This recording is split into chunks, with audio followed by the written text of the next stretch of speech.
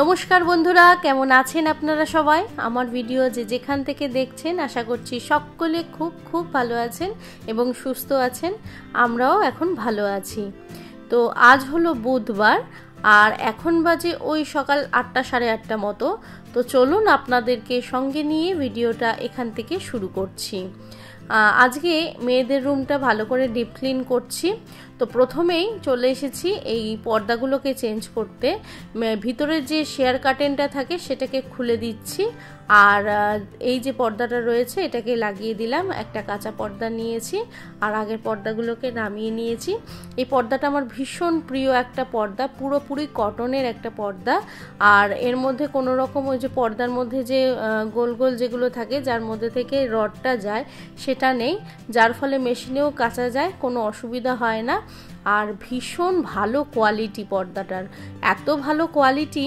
আর অনেক দিন যদি আপনারা পরেও রাখেন কোনো অসুবিধা হয় না। দেখে মনে হচ্ছে সাদা পর্দা কতদিন থাকবে, কিন্তু বেশ 1 মাস থাকলেও কিন্তু পর্দা ধরতে পারবেন না যে আজকে লাগানো হয়েছে কি 1 মাস হয়ে গেছে।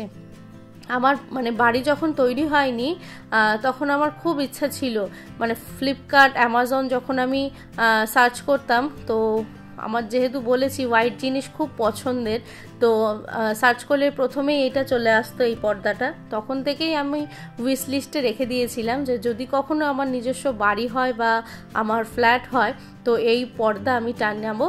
তো সেই হিসেবে আমার এই বাড়ি হতেই প্রথমেই আমি পুরো বাড়ির জন্য যত জানলা রয়েছে সব জানলার জন্য এই কটনের পর্দাগুলো কিনেছিলাম। তো এবারে পর্দাটা চেঞ্জ করে নিলাম।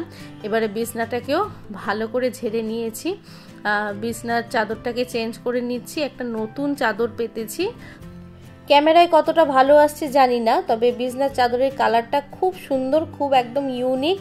আমি এখনো পর্যন্ত এরকম কালারের চাদর আমি দেখিনি। একদম হালকা স্কাই কালারের সাথে গ্রে কালারের কম্বিনেশন, খুব সুন্দর চাদরটা। অনেক দিন আগেই কিনেছিলাম তো পাতা হয়নি, তো আজ পাতলাম।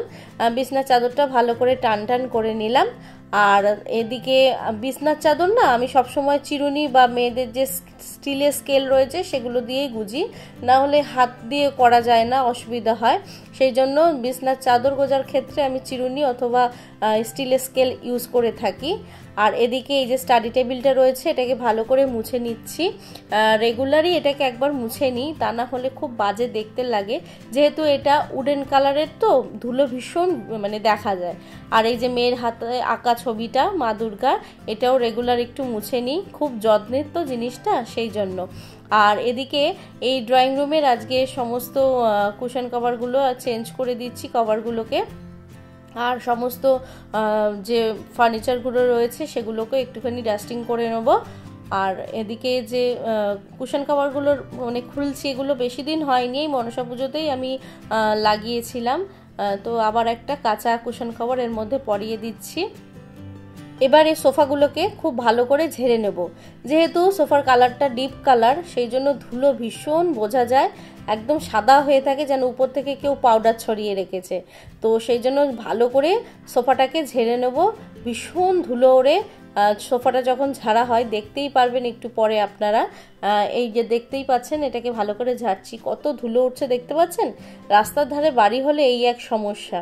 ভালো করে ঝেড়ে নিলাম এইদিকে সোফাটাকে, এবার ওইদিকে সোফাটাকেও ভালো করে ঝেড়ে নিচ্ছি। দেখুন কত ধুলো বেরাচ্ছে, যেন উপর থেকে আমি পাউডার ছড়িয়ে রেখেছি। আর এদিকে ড্রয়িং রুমের এই টিভিটাকেও ভালো করে মুছে নিচ্ছি, তার সাথে এদিকে যে ল্যাম্পটা রয়েছে সেটাকেও ভালো করে মুছে নিচ্ছি। আর সামনে যে জায়গাটা রয়েছে সেই জায়গাটাকেও ভালো করে ডাস্টিং করে নিচ্ছি। এই জায়গাগুলোকে রেগুলারই একটুখানি ডাস্টিং করে নেওয়ার চেষ্টা করি, তা না হলে দেখতে বড্ড বাজে লাগে। কারণ রেগুলারিতে এই জায়গাগুলো ইউজ হয়।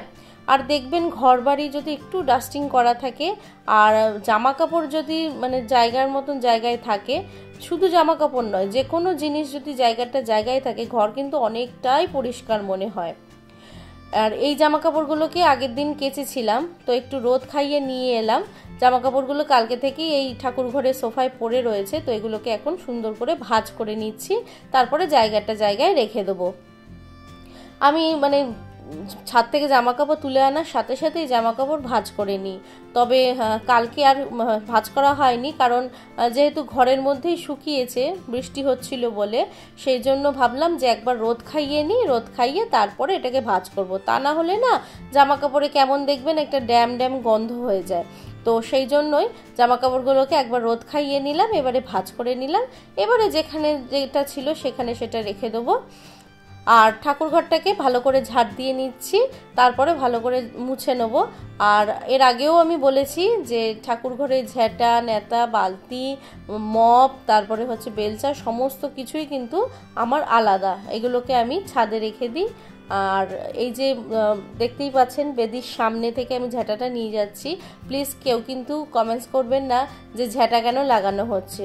আমার ঠাকুর ঘরের এই ঝাঁটা কিন্তু শুধুমাত্র আমি এই ঘরের ক্ষেত্রে ইউজ করে থাকি, সেই জন্য কিন্তু যদি হালকা ঠেকেও যায় কোনো অসুবিধা নেই। আর এই ঠাকুরঘর পরিষ্কারের কাজটা কিন্তু আমি আগের দিন সন্ধেবেলায় করে রাখি, তবে যেদিন অসুবিধা হয়ে যায় সেদিনকে আর হয় না, আমি পরের দিন সকালবেলাই করি। তো কালকে এরকম বেরিয়েছিলাম বলে কালকে হয়ে উঠিনি, তো আজকে সকালবেলা করে নিলাম। ঠাকুরঘর পরিষ্কার করে নেমে এসেছি নিচে। এবারে আমি ঘরগুলো পরিষ্কার করে নিচ্ছি, ভালো করে ঝাড় দিয়ে নিচ্ছি।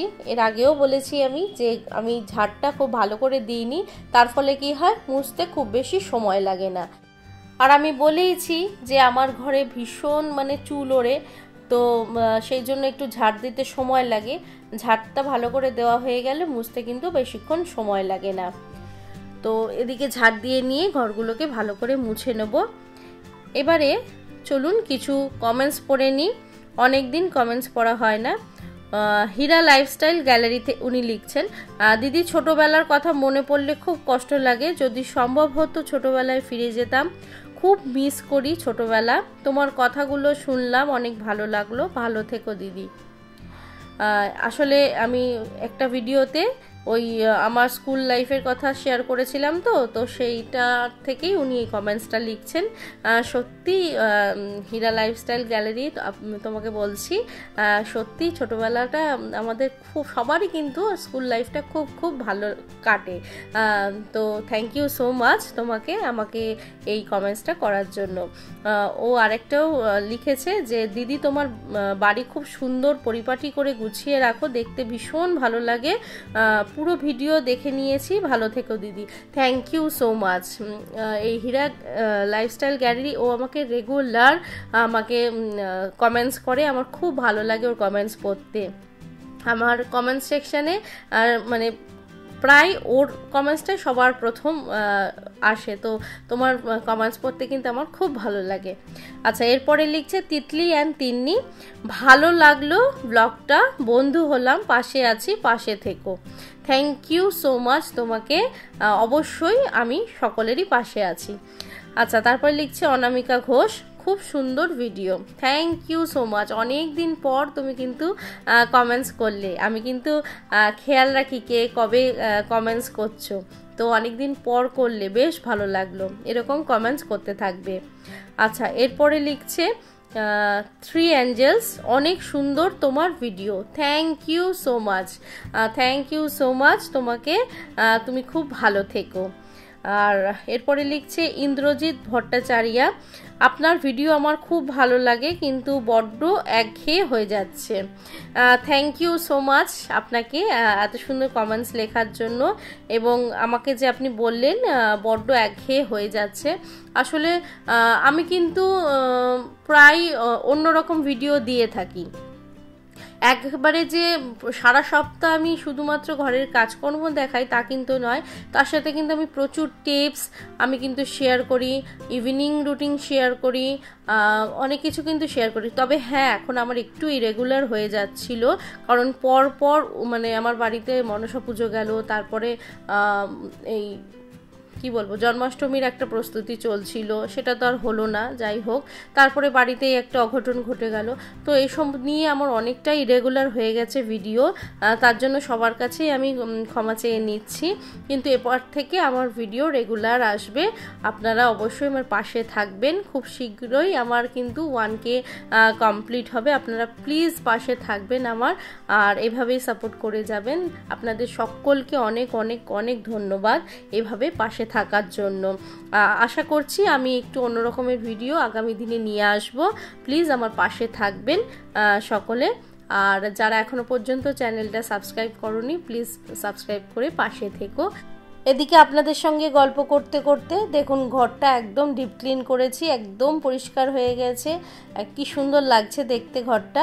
এই ঘরটাকে আজকে একদম পরিষ্কার করে নিয়েছি, খাটের তলা যত ময়লা ছিল সব পরিষ্কার করে নিয়েছি। তাহলে ব্লগটা আজকে এইটুকুনিই থাকছেন। সকলে খুব ভালো থাকবেন, সুস্থ থাকবেন, দেখা হচ্ছে নেক্সট একটা ব্লগে।